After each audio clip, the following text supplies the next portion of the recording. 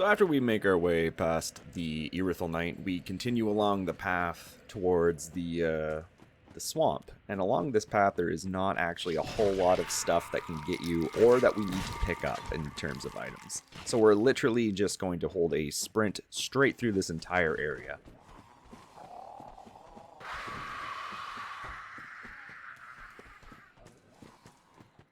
And as long as you keep moving, all these enemies are scripted to transform when you run by them. No need to worry about them hitting you, as long as you keep moving. And that takes us to the Road of Sacrifices.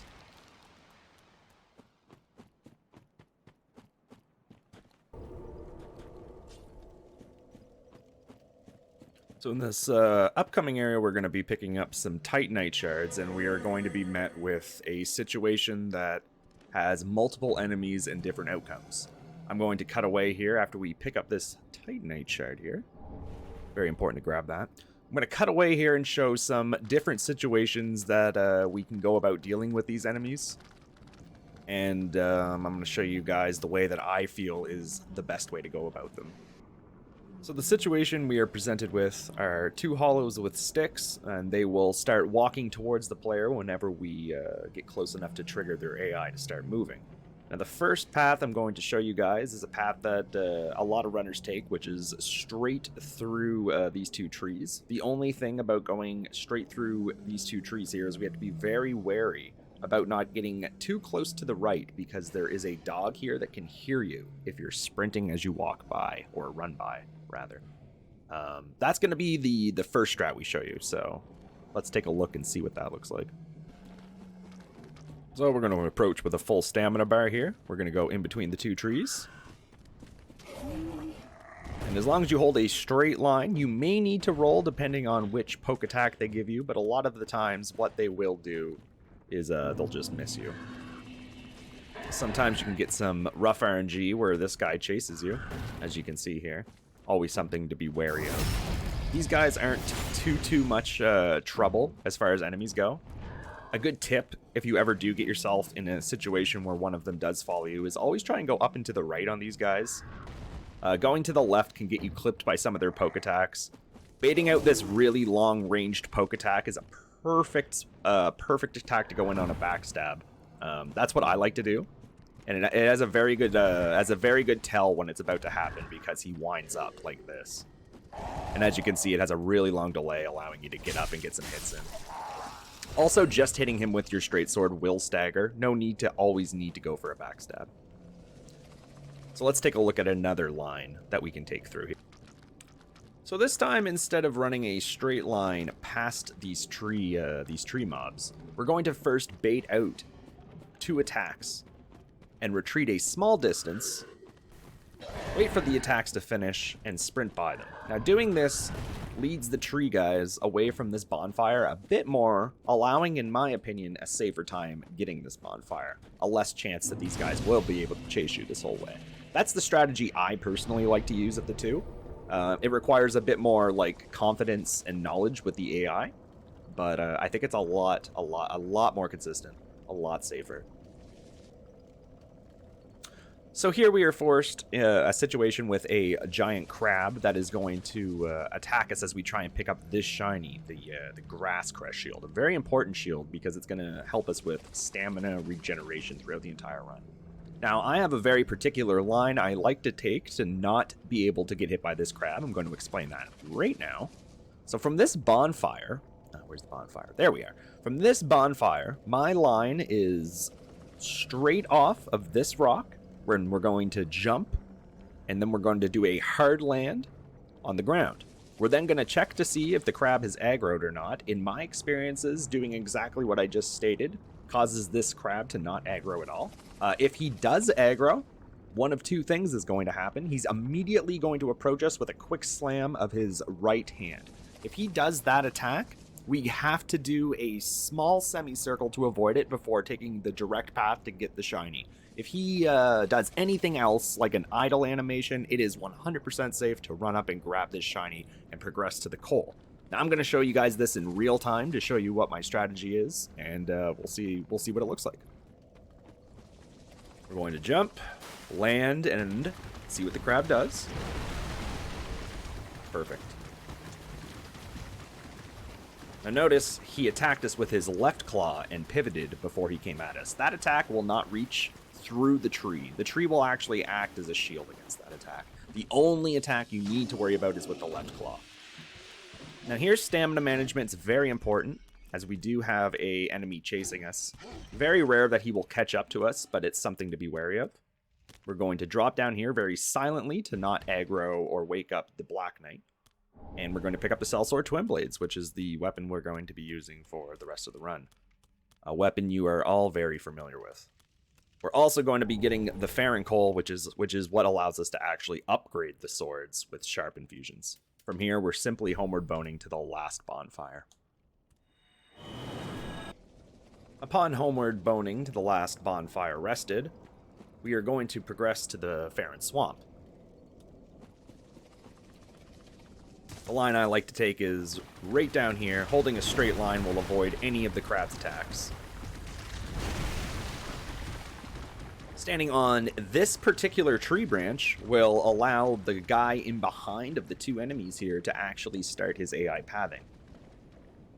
Which is very nice because we can then aggro them at the same time. Once they are both aggro to you, you're going to want to lure them all the way back into this corner, allowing us for an extremely safe climb down the ladder to the swamp. Doing this pathing right here that I'm taking is really nice because I find it gets their AI trapped on that tree.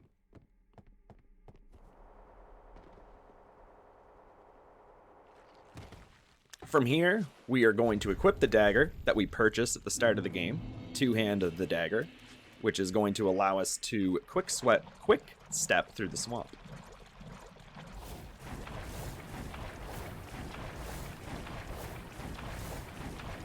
One thing to mention here is this dinosaur can see you pretty easily, so I'd recommend not quick stepping at all and just hugging this rock very tight, because he can actually see you if you protrude a little too far out there.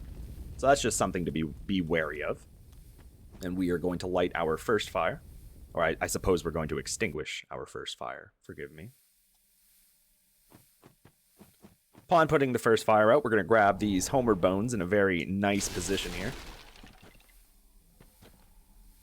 From here, we are going to watch the pathing of this dinosaur down by the tree, and we are going to wait until he turns around before jumping down.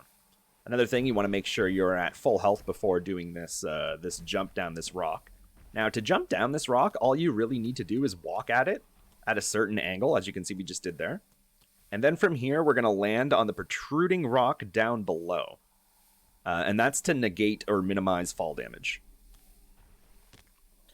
Once you're on the swamp level, you're going to use this tree to obscure vision to the dinosaur.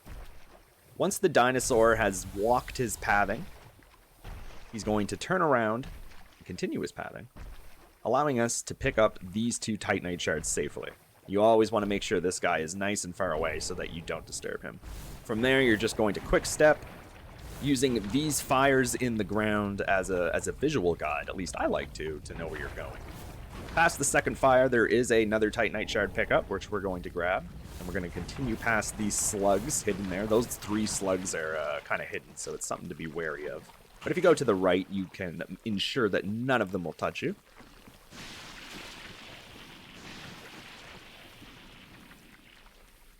And from here, we're going to light the Farron Keep bonfire and get rid of this nasty poison that we have.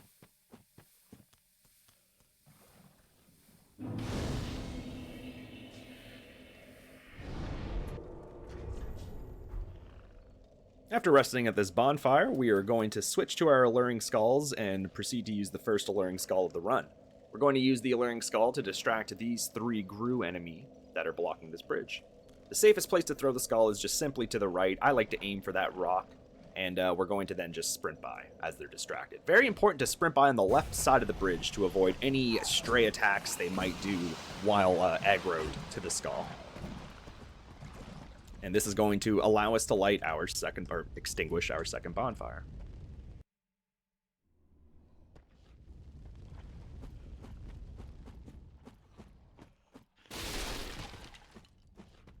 So So we're going to do a little skip to get on this rock in the back here. In order to get on the rock, I like to approach it from the right and run up and to the left. Doing so allows us to get on top of this rock and walk along the ledge here. Once I get next to this fire, I like to sprint so that we don't slip and slide on any of the elevation going up here. Once you're up here, you just want to hold up and to the right and maneuver along these rocks. It's kind of slippery. There's not one set path through it. You can even get up there and come down more. And then you're just going to come back into bounds safely down on these stairs right here. Very important to go around the right side of this fire and not go onto the inside of it, because there is a Gru enemy over there who has a very large aggro radius. You do not want to get too close to him. So we're going to do that and pick up this shiny. Again, retreating back around the way we came to avoid that Gru. From here, we're going to go until the rocks meet the swamp, and we're going to hold a straight line right to this shiny. And these lines are very important. They're going to make sure that we do not aggro any enemies behind us, like said Gru right in front of us. From here, we're going to turn around. Very important to go on the right side of this tree, not the left side, and straight up the staircase.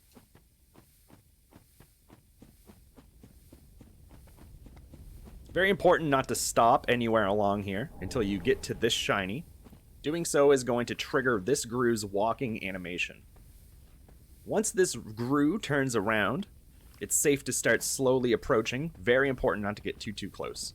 And the visual cue is whenever he pivots to go to the left. Once he starts walking to the left, you are free to then walk up to this fire. No need to sneak. No need to worry about anything, as long as you wait until he pivots and starts moving left. A very important note about these enemies is that we must keep our camera on them at all times.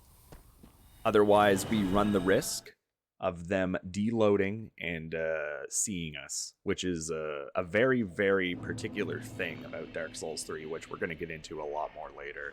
But if enemies are actually off camera, they will deload and do some weird, funky things. To ensure none of those weird things happen, it's very, very crucial that when you do that walking part that we did right there, to keep the camera on that Gru the whole time. So from here, we are actually going to get another Titanite shard, dropping off to the left. And then we're going to proceed up a ladder here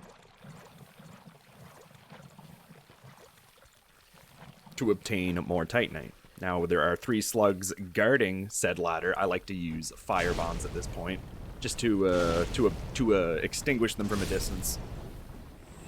Once there's only 1 slug remaining, I just go up with a fully charged R2 from behind or the side, and you do not need to worry about the slugs hitting you. As long as you're not directly in front of the slugs, they have no AoE attacks. So there's not a whole lot to see here. I'm just going to speed up the footage and show the path up to the crystal lizards. The only thing worth noting that we're getting here before I speed up is this ash right here. And this is going to allow us to purchase Titanite back at the shrine. So I'll see you guys in a sec.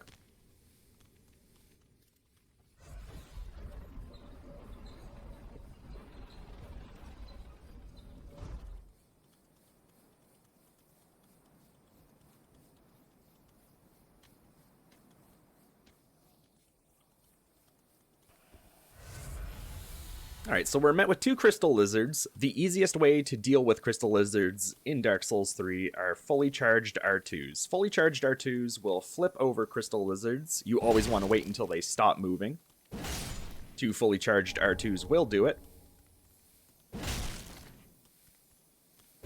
And after we make quick work of these crystal lizards, we are going to use a Homered Bone and go back to the shrine. Upon coming back to the shrine, we're going to sell all of our embers and souls that we have accumulated on our journey thus far. We are then going to give the Umbral Ashes of the Mortician's Ashes as well as the Dream Chaser's Ashes.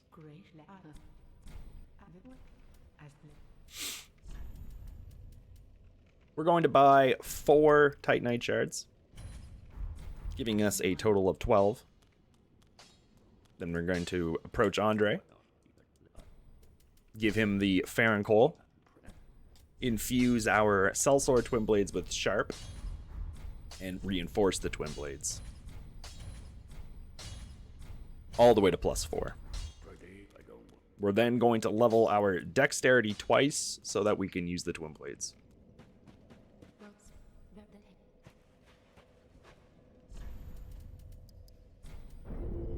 I'm going to use the remaining souls to purchase a few buffs and fire bombs.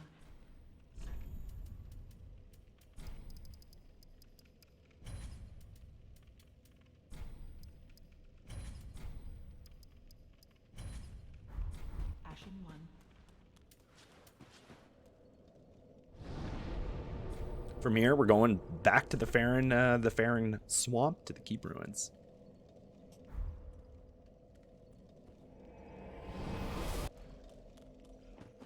Upon returning to the swamp, we see that the doors have opened from us exhausting the flames. We're going to go ahead and equip the Grasscrest Shield, as well as our main weapon for the rest of the run, the Sellsword Twin Blades.